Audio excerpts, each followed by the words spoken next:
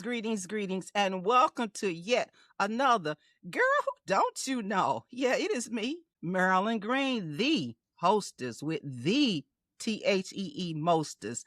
And thank you so much for joining me today. All right, so of course, I need you all to know that every time I come on, my main purpose is to transform your mind one show at a time, right? That's what I'm doing for you, but I really want you to do something for me. Could you like, could you share, can you subscribe? I really would appreciate it. So I got some really super great guests that'll be coming up for the rest of this year. But of course, all my guests are super, and I got a super guest again that is waiting to share information with you all. As you know, June is the month of men's health awareness. I am a big advocate of promoting men's health, right? And I can just say sometimes men can be a little difficult. And when it comes to different things with their health, and they don't, yeah. And when they don't think they want to go. So we have a counseling psychologist here today, and we're going to try to jump into some of those things that may make them want to go to see about themselves or what's going on. I don't know. But anyway, without further ado, I want to introduce my guest, Dr. Jusiah Prowell, and he is a counseling psychologist. How are you, doctor?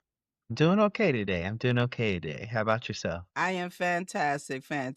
So, the first question, let's just jump into this, okay? I made notes. Tell me the difference between a psychologist, which is you, and a psychiatrist. Help us out, so we can start all on the same level with the same information of who we're getting information from. So, can you expound on that for us, Doc? Definitely.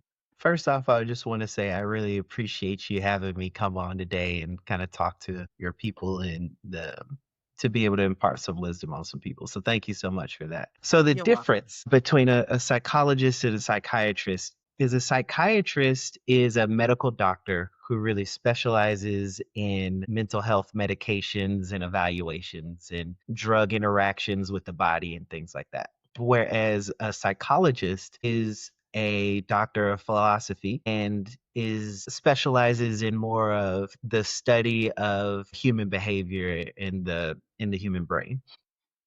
Like you said earlier, I'm a counseling psychologist, so my expertise is in doing therapy, doing counseling. Whereas a psychiatrist, their expertise is in just the medications, the chemical interactions, how chemicals and things interact with the brain. So it's a different skill set that work really close together, but have very different ways of viewing change and ways of viewing health and wellness and things like that. Wow. Okay, so my second question, so we can all be on the same page, are all therapists psychologists? Yeah, so no, actually. And Oh, yeah, not all therapists are psychologists. And there's different levels of I think there's different areas of expertise that engage in counseling. So, like I said, my degree is in counseling psychology. So I focused on the skills and the kind of theories or philosophies that go into engaging in therapy. Now, other people have master's level of education in different areas that also engage in therapy. So, for example, before I got my doctorate, I got a master's in clinical psychology, and okay. I could have gone out and become a licensed professional counselor. I could have got Hmm. my license and opened up shop and done all those things. And it's a different profession, if you will, that also engages in therapy. There's also marriage and family therapists or clinical licensed social workers. All of these are master's level clinicians who engage in therapy. And I think the biggest takeaway is they each discipline looks at therapy, looks at change in somewhat of a different way, and that can impact the type of therapy that you get. Okay. I really like that. That's right off the bat, hey, everybody out there in Facebook, YouTube land. That's enough right there. I can end the show. But I will not because there was a lot of information because I just didn't know. I'm not saying that you guys don't know, but it's always great to Yeah. establish a foundation of this is where we're coming from. So, all right. Yeah. So let me just say also, Dr. Prowell, let me just give the history of how I found him. I found him on Facebook just scrolling. You know how we be scrolling. And his business card or his face, I don't know, but what interests me about him was that and I've never seen this before. I've never seen anybody list the fact that they basically deal with men's therapy. And I was like, men's therapy, they don't actually put it out there like that, and so that's when I said, hey, can you be a guest on my show? So that's how we got here. But in that men's therapy part, as I said, this is gonna be in June, right? So tell me this. In our culture, okay, why black men don't want to go get help? I'm just gonna throw it out there, okay? You're a black man. Let's go on and get real and raw here. Come on, tell us Yeah. why. Tell us. I really appreciate the question. And there's a lot of factors that go into it. And I think the thing that I really want to focus on, kind of bring to attention today is Mm-hmm. how the messages that we receive just on a daily basis really have an impact on us. Okay.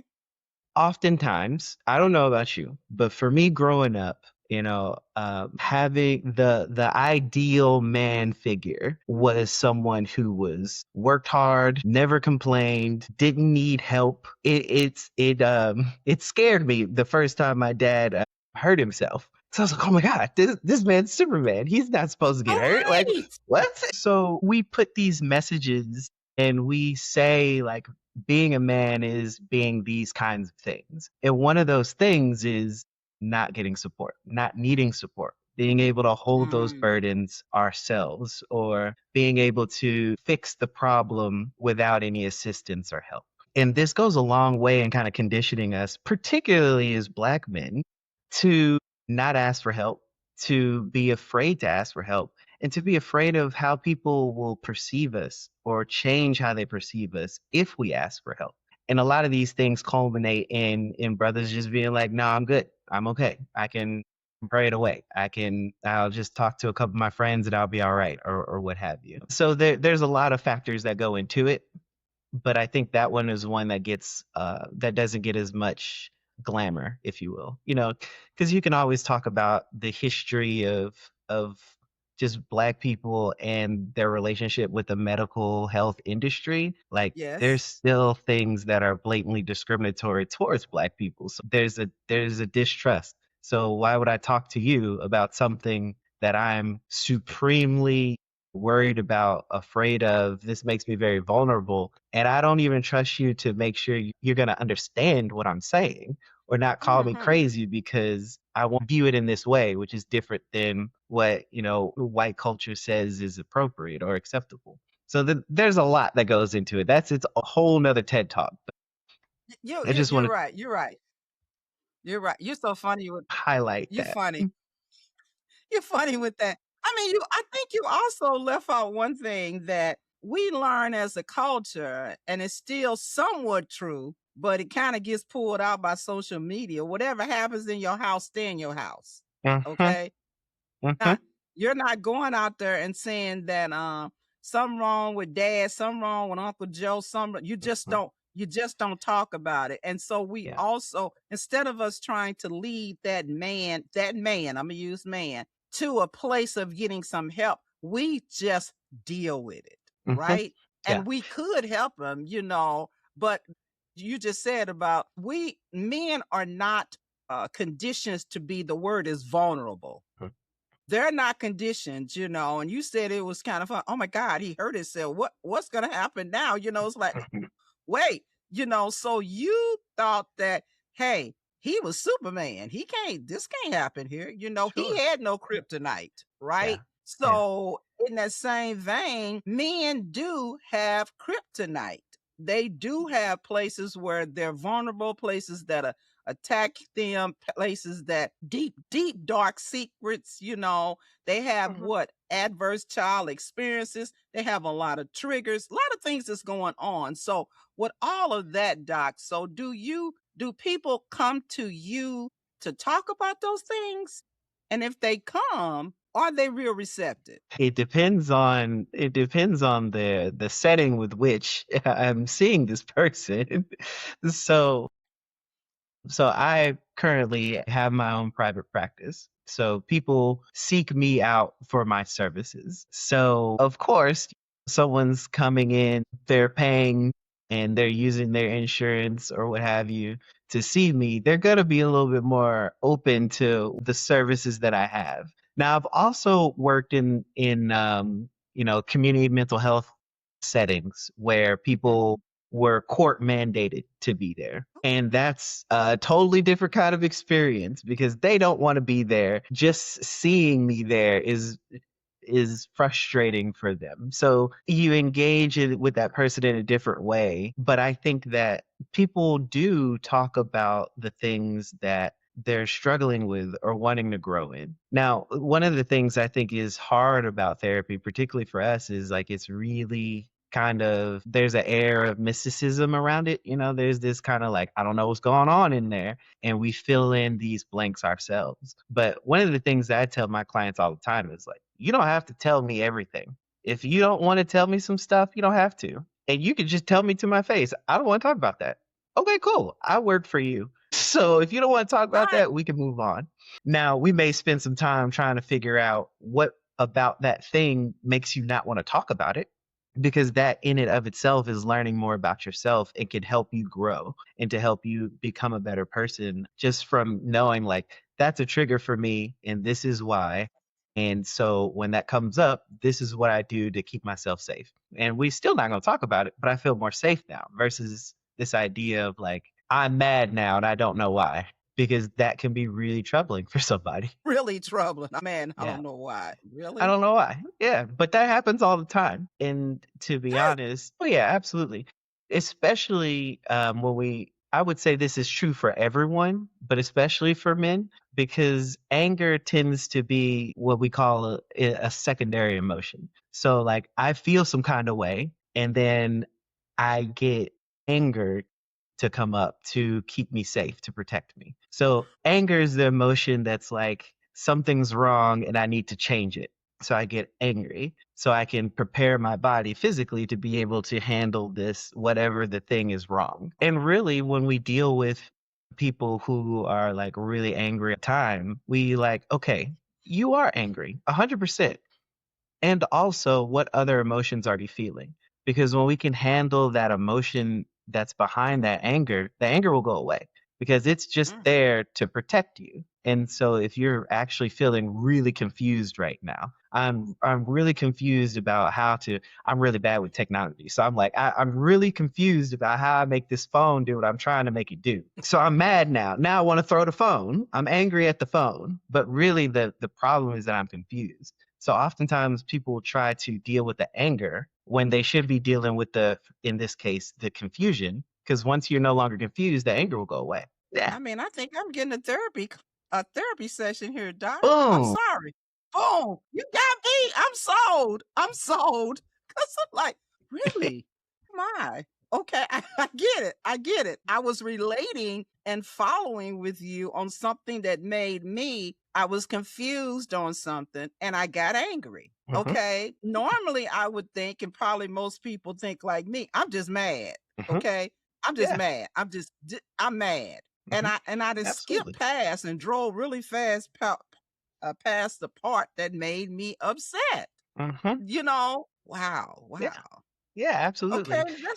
that's why Yeah. people need to come see you. Okay, all right. I'm like, okay. So let me ask you this. Okay, what is the difference between using therapy to survive and recover, and using therapy to thrive and grow? Like, I just think I was thriving and growing. Okay, so tell me what's the difference here? How do you do that? Yeah. I think that's a really great segue into what we were talking about. Because when you talk about therapy for survival, is being able to just this past example, like I recognize that this thing, the phone, makes me angry. So let me make sure I don't pull my phone out in places that I can't show that emotion of anger. So Wow. that's how you survive. It's coping with what your experience is. So, Mm-hmm. if I'm about to go talk to my boss, let me make sure I put my phone down for a little bit so I can make sure that I'm calm, so I can have a calm conversation with them so I don't get fired. You know what I mean?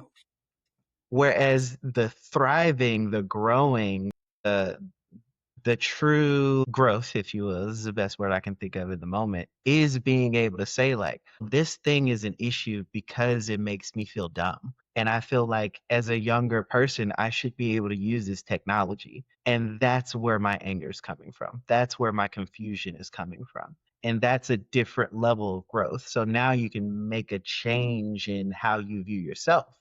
I may be a young person who's bad at technology, and that's okay. It's acceptable to be both of those things. Yeah, And that's that different level of thriving, of growth. I got it. But you know what, Doc? Let me tell you something based on your example. Now, I would get mad with I mean, I'm a straight baby boomer, right? Bona fide. I would get I'm a bona fide baby boomer. Everybody know I don't play.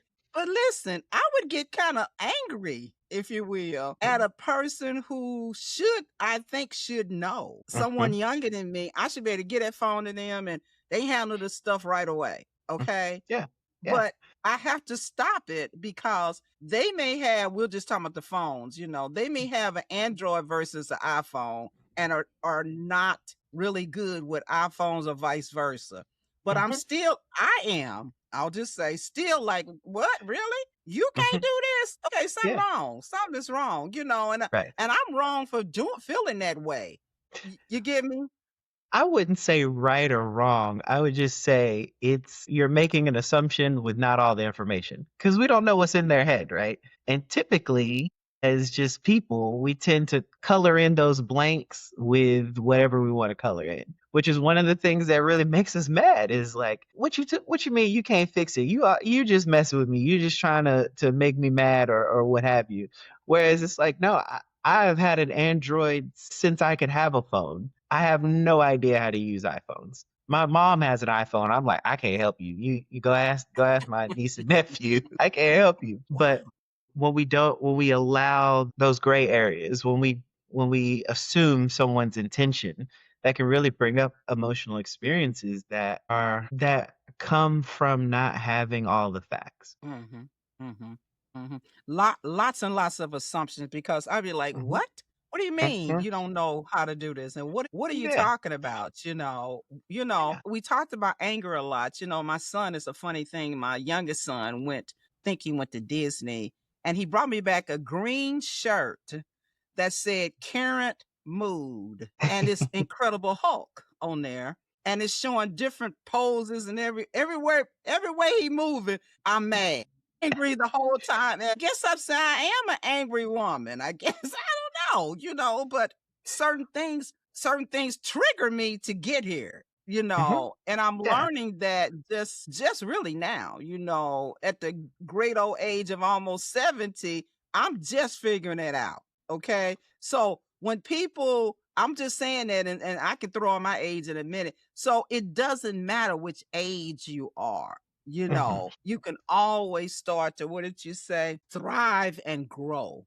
Mhm. Thrive and grow. Right? Yeah. Wouldn't you say so, Doc? It's not too late for me, is it, Doc? No, I'm playing. It's not.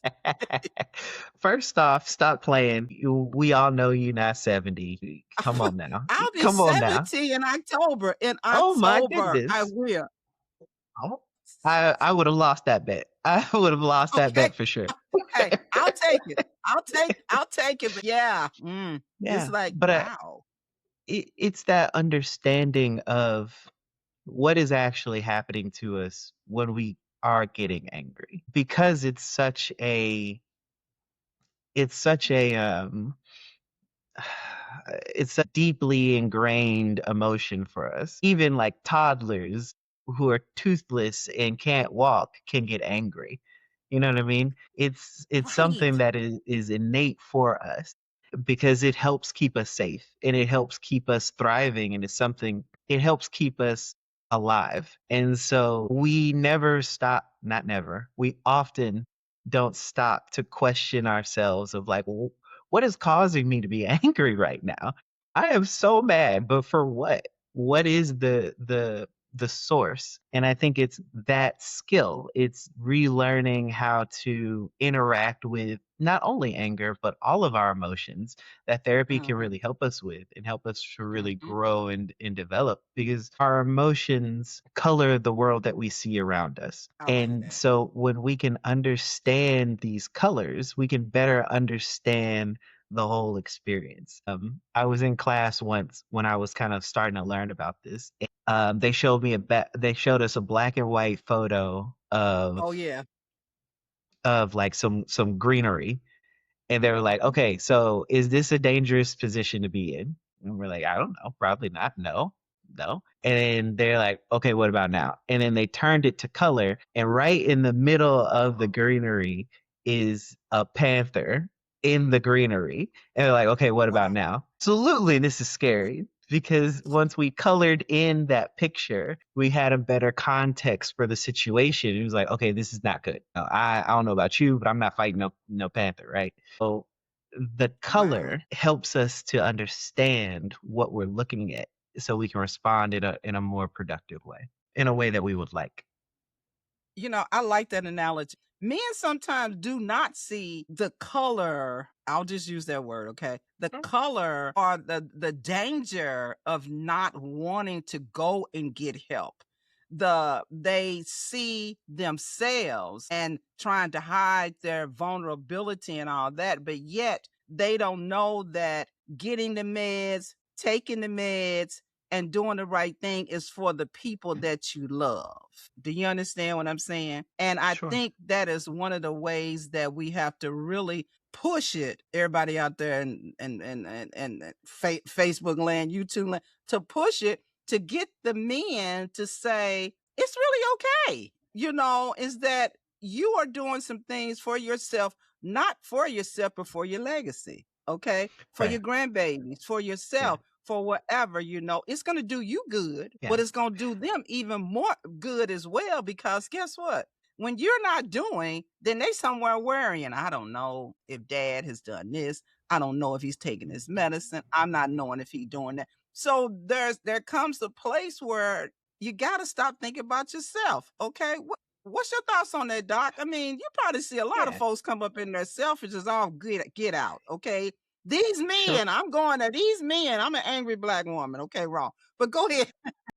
Well, so I think the first thing to really highlight is that men and women work through, process, understand, and have a relationship with their emotions in a different way. And I think that is really, really important for individuals who are women who are trying to or want their husbands or the men's in their lives to have a different relationship with their emotions. First, to really understand that like the relationship is inherently different, and that's a whole nother TED talk, and you get into Another all one. kinds of philosophy and all that stuff.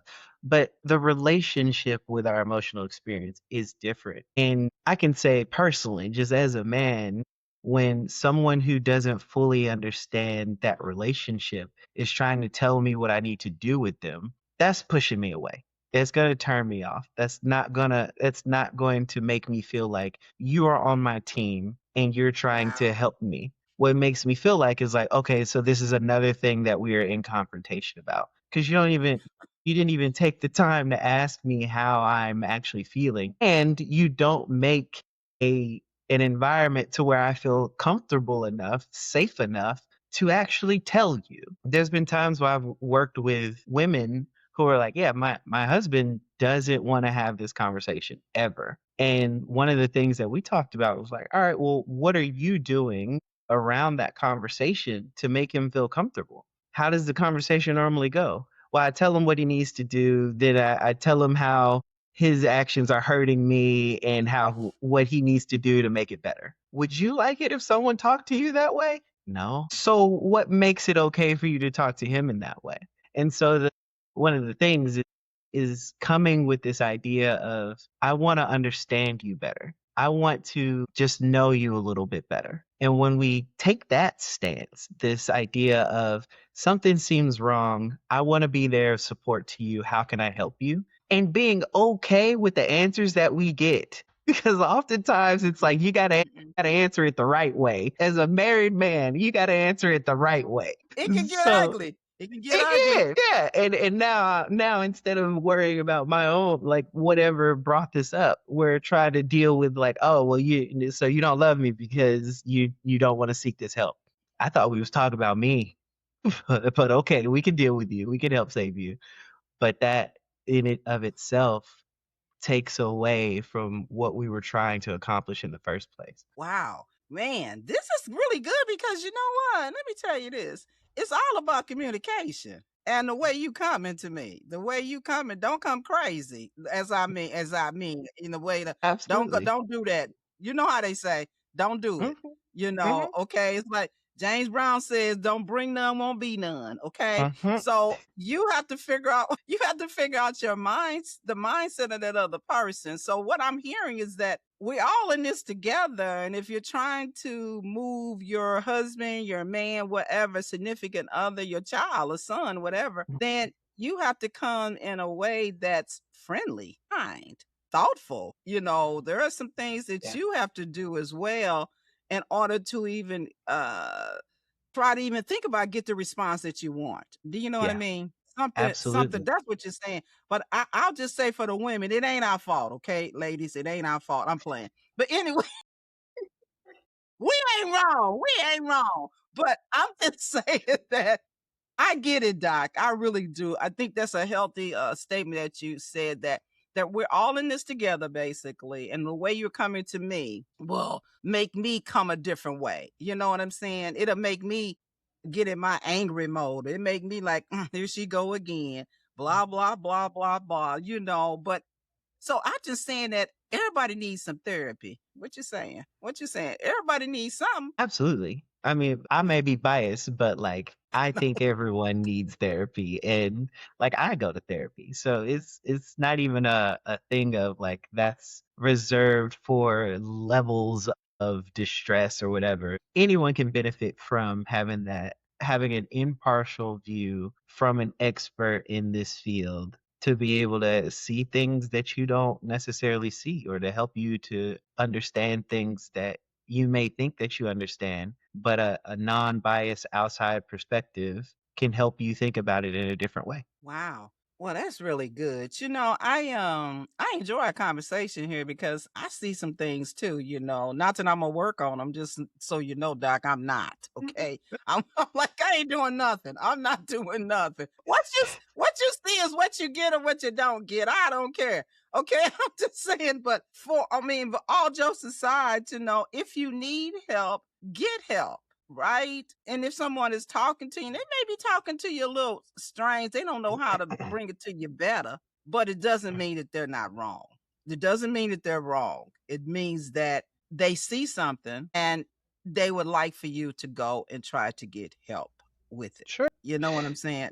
That's what I say. Go ahead. Ab- Absolutely. You're not wrong in this idea of I see something that you don't see and I want you to be better. The question that I think can be asked of those trying to get help for men, for people who may not be ready for that help or may not see that there's a problem. For you as that person is like, okay, what are you trying to accomplish with this conversation that you're having? Are you trying to win? Are you trying to make them believe, yeah, something's wrong with me? Or are you trying to help them get support?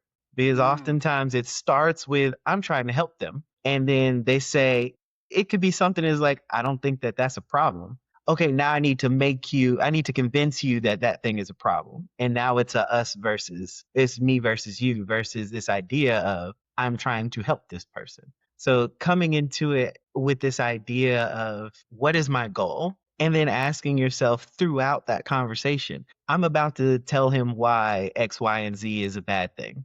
Is my goal trying to win, or is my goal trying to make him think how I think, or is it to get him some help? Because maybe he doesn't think it's a bad thing. And you win, you get more points by saying, like, okay, I hear you. I can receive that you think that's not a bad thing. And then what'll really mess them up is if you're like, can you help me understand what makes you think that's not a bad thing? That would do I it. want to know.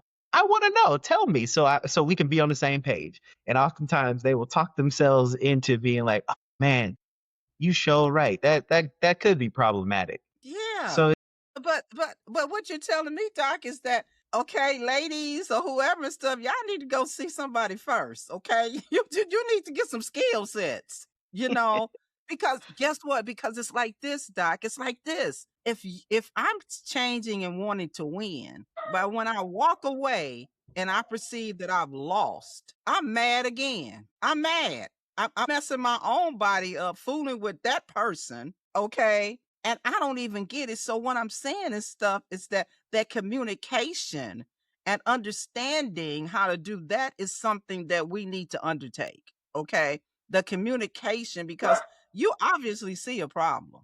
Yeah, I see it.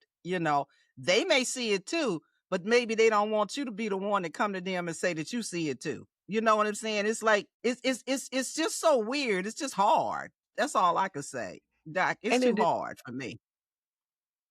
is a hard position to be in, particularly why I started at the top kind of talking about these messages that we receive because they're constantly reinforcing this idea of like this is what a man should be. And so when I am doing something counter to that, it's a lot of guilt, a lot of shame, a lot of vulnerability that goes into just being able to say like, "You are right." So that in it of itself is hard. And it is something that I think is unique to having the identity of being a man and having the identity of being black is that intersectionality of like this is hard just to say like yeah I think you're right, I need to get some help. For example, I went to Thanksgiving one year, that was last year,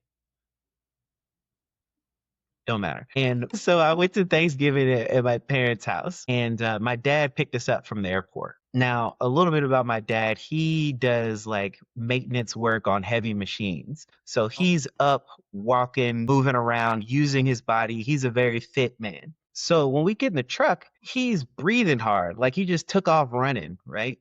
And I looked at him and was like, what's wrong with you? Nothing.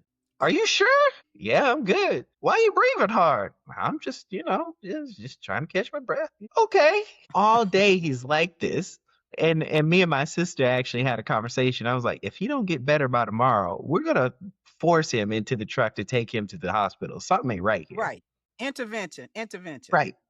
So he is the next morning, and my dad works the night shift, so he's always, even on his off days, he's up very early. So he's normally the first one up, and I'm like, "How you doing?" And he's just sitting there, and this is when he like kind of gets his mind ready for the day, and he's like, "I think I need to go to the hospital." And so we put him together, we get him up in the car and take him. And he ended up having a somewhat serious heart issue that we were able to fix without surgery or without anything invasive because we let him was able to catch it before, you know. That's good. But the thing was, he had been acting that way, this heaviness of breath, this feeling out of breath for a while. But he just kind of just wrote it off as I'm getting a little older, or my job is demanding physically, it's whatever. But it could have been caught in potentially even an easier fix months ago. But because there's that part that has to say like something is wrong, I have to accept that something is wrong, in this case physically, but also mentally, in saying like, all right, I need to go and get that help, in and of itself is its own struggle. Now I was gonna make him go that next day, but I think by me and my sister both saying like something's wrong with you, bro. Like I don't know what's going on, but something ain't right. And when he was able to say like, I think I'm okay. And we was like, all right, and we accept that.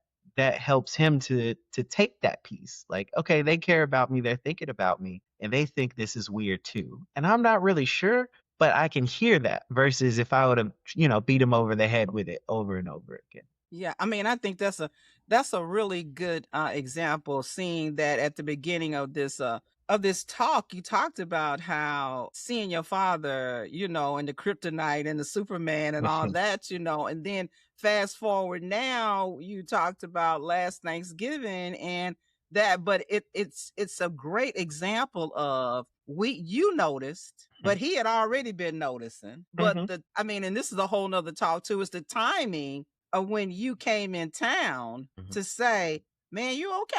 Yeah. And you don't know how long he had been thinking, "I'm not Hmm. okay. I'm really not Yeah. okay." Yeah. But I love the fact that you and your sister had already talked and you all had a plan.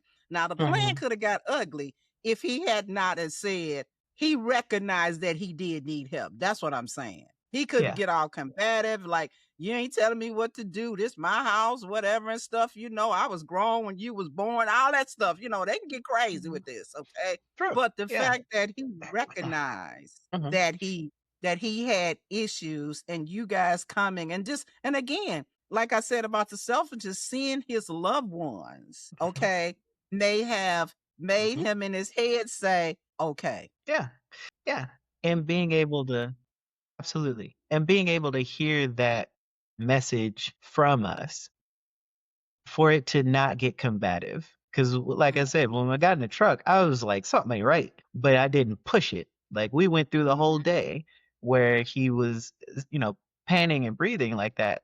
And I was like, okay, well, if he says he's okay, then he's okay. Because I allowed him to be able to hear my concern and showed him that, like, all right, if that's how you feel, that's how you feel, but this is my thoughts on it. This is my perspective, and I'm worried about you and I'm concerned about you versus you need to go to the hospital. You Boy, tripping, you man. you what you need to be doing. Stop playing. That's just gonna dig people's heels in more. That person gonna get madder and start breathing harder too. Be like, "What? Really? This my business. This my business, man. Where hey, come on, don't even try me." Exactly. So, yeah, that's great. So, well, you know what, Doc? I mean, this has been a great talk. I love it. I'm so happy that I saw you on Facebook and I saw your message. And I do think that you can be that source of a great therapy session for men, because men is a different breed. Okay, just let me just say that. Let me just go Sure. there. They just a different Absolutely. breed. And I know we ain't right either, women, okay? But it's human to human interaction can get a little different, okay? But Different. learning how to, yeah, real different. Learning how to interchange with each other is paramount, you know. Hmm. And as we talk about men's health, I mean, I'm not saying that women don't trip, okay? I'm just saying that in women and for men's health, one of the ways that men always, most of the time, they got someone, some significant other, or somebody that's noticed some things, okay? But the Sure. way that we bring it to them is going to be paramount. That's what's going to get them to the point of, yes, I do need to get something done. So, Doc, tell me in just some parting words. Let me see what you said. Okay, I asked my guests, so you guys know, to name one or two positive messages that you'd like to share with the audience. And one of the things that Doc said was this: therapy is about more than surviving; it is thriving. Make therapy work for you. Tell us a little bit about making therapy work for you as we end this podcast today. Final words. Tell me. Yeah. So therapy is a service that you can receive that I believe should be oriented towards whatever you want it to be. And I think that we have this idea of what therapy is supposed to look like and how it's supposed to go. And I should be doing X, Y, and Z, or I should be saying one, two, and three. And that's not always the case. And to be honest, that's more hindering than helpful. So making therapy works for you is this idea of going in with even some idea of what I want to work on. And a part of therapy can be clarifying that. And then making sure that each session you're moving towards that thing in some way, shape, or form. I've worked with individuals to make a budget. I printed out a budget sheet and everything because that person felt they had so much anxiety around money that they needed just to learn that skill of how do I budget? That is not Mm. something that I thought that I would be doing in a therapy session, but that person was making therapy work for them because they recognized I have this thing that is a problem and I need help figuring that out. And we worked together to realize, like, okay, it sounds like you need to grow that skill of budgeting. So let's work on it. And that's what we did. And it was helpful. So therapy doesn't have to be any kind of way. You don't have to be on a couch telling your whole life story and how, like, what happened to you when you were 5 is impacting you now. Now, I would argue that that's helpful information, but if that's not something you feel like talking about, if that's not something you're not ready to deal with, we don't have to. We can work on a budget. We can work on, okay, when this happens, let's behave in this way versus that way. And how do we recognize when that's going to come up?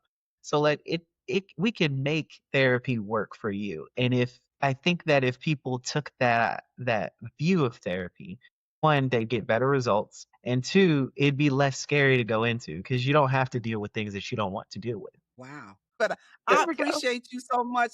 I appreciate you so much for taking the time to come on because your words are just jewels. Your words are gems. Your word, Thank you. and your mannerism and the way that you carry yourself, I know without even knowing you that you're a dynamic therapist, Well, counselor, whatever. Thank you so much for coming on. So, hey, guess what? We're at the end, and you have been listening to Marilyn Green.